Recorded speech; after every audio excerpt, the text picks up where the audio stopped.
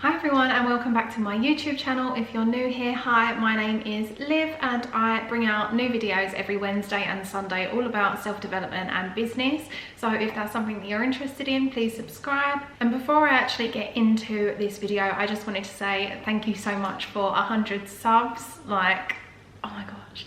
I've been wanting to do YouTube since I was about 14 years old and I never really had the confidence to do it, and I'm nearly 22 and I started my YouTube channel a few months back, and 100 subscribers has been like a kind of milestone like kind of goal for me, and I really wanted to reach that by the end of January, and we've done it with a week to go. So I'm very pleased about that, and thank you to all of my new subscribers and also the ones that have been with me since the beginning as well, even though it's like 3 months ago. But yeah, I just wanted to say thank you. So today's video is going to be all about influencer marketing, and I'm going to be covering what is influencer marketing, perspectives from a small business, and also perspectives from an influencer as well. So if you are a small business and you're kind of thinking what you should look out for when starting a collab with an influencer, or if you are an influencer and you're trying to figure out how to kind of step up your game and take this further, or maybe you're just interested in influencer marketing in general. So I have loads of tips for you today, and if you want to know what these are, then keep watching.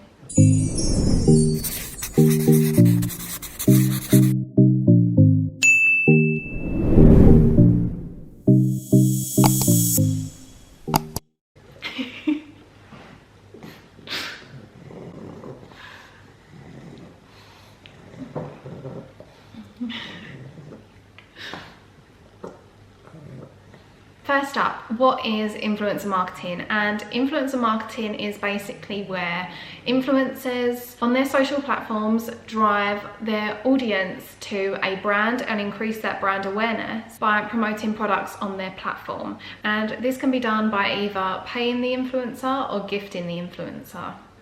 First off, we're going to be talking about influencer marketing from a small business perspective. So as a small business, you want to be going for the smaller influencers, otherwise known as nano influencers, which have between 1k and 10k followers, or the micro influencers, which have between 10k and 50k. And you want to be going for nano or micro influencers if you are a small business and you don't yet have the funds to pay larger influencers, or if you just don't have a set budget for marketing yet. So the next thing is you want to ensure that you are getting a ROI, and that is a return on investment when collabing with these influencers, because it may not seem it, but this is a business deal. So the influencers are obviously getting either paid or gifted free products, and you obviously want something in return so that it's beneficial for both parties. And in this video, I'm going to be giving tips on exactly how you can ensure that you are getting the best ROI possible when collabing with influencers, and also what to kind of look out for. When reaching out to influencers, you want to kind of look for those that best fit your brand. So for example,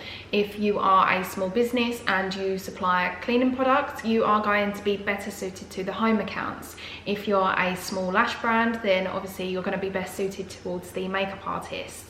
So you want to be asking yourself, does this influencer suit my brand, and is this influencer typically my ideal client or customer? So next up is the engagement and the insights. If the influencer does not provide you with this, please ask for it. It is so important, and I'll explain why in a second. Typically, and I've found there's no definitive answer for this, which is so annoying, but typically I would kind of look for engagement rates around 5%, but obviously the bigger the better. Higher engagement on a influencer's social media platforms is obviously better, and the higher the engagement rate on an influencer's social media accounts just basically means the higher number of active accounts and the more their followers are interacting with their posts. You also want to decide exactly what this business deal or partnership will entail. So for example, if they're on Instagram, do they utilize their stories? Do they utilize their grid posts? Or if they're on TikTok, like what do they kind of do on there? Do they do a live about it? Do they do just a normal post about it. So when I collab with influencers, I always ask them to do a story and a grid post. So grid posts are usually up there forever. Obviously stories disappear after 24 hours, but they may have a little section on their stories for their previous collabs or brand deals or something like that. So with stories, I usually ask them to kind of go into it a bit more. Usually influencers are very confident speaking on the camera, so they will go through, but you also want to be sure that you're giving them talking points, so exactly what they can be talking about. So does your product come in different colors? Is it coming out soon? What kind of features does it have? And finally, for this section, be prepared that as soon as an influencer posts your brand or small business on their story and they say gifted or paid, you will get tons and tons of DMs, emails of other influencers wanting to be being gifted the product or doing a paid partnership with you. That's just the way things go, that if you do not have the budget, the stock, they personally don't meet your business's criteria, or they don't match up with anything that I really talk about in this video, don't be afraid to say no. Like, just be professional, be polite, but don't be afraid to say no. And now we're going to be talking about things from an influencer's perspective. So when first reaching out to a small business or brand, you want to be asking yourself these 4 questions. Will my audience buy from this brand? Would I personally buy from this brand if it wasn't from this partnership? Are you happy with the arrangement? So if it is either a paid collab, are they paying your rates? Or if this is gifted, are you happy with the amount of products that you're getting for this? Does the vision and values of the brand align with yours? In other words, do not partner with a brand if you do not agree with it. So say for example, if you are against animal cruelty, do not reach out to a brand or accept a collaboration from a brand that sells mink lashes. So now we're going to talk about pitching. So if you're an influencer and you pitch to small brands and businesses, please do not just copy and paste the same message that you send to loads of other brands. So small business owners and PR teams of much larger brands and companies, we can spot this a mile off. Although this may not be the case, it does come across that you are just reaching out to as many businesses as you can in order to get as many free products as you can. And without really researching the business or the brand and seeing if this is something that you genuinely want to promote. Like, don't worry, I get it. I understand people can be extremely busy, but if you are wanting to either get paid or get gifted a bunch of stock, especially from a small business, please tailor your pitches so that it is specific to them. And don't get me wrong, there is absolutely nothing wrong with having a template, but what you could do in the, say for example, in your template, you have like a section that says, I love your products.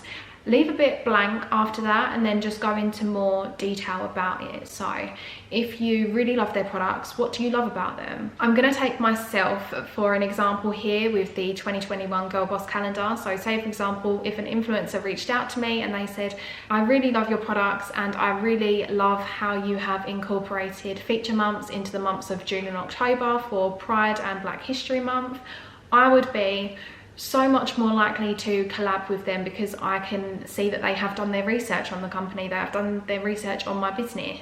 I'm quite lucky, I have had lots of good influencers on my team and I'm looking to establish a PR list this year as well, especially with the ones that I've really had a good relationship with and really support my brand and interact with my content anyway, because I know that they do support me and they do believe in my brand. So I'll definitely be adding those to my PR list. Another great idea for influencers is to have a media kit. And I actually found this through TikTok. So if you just type in like influencer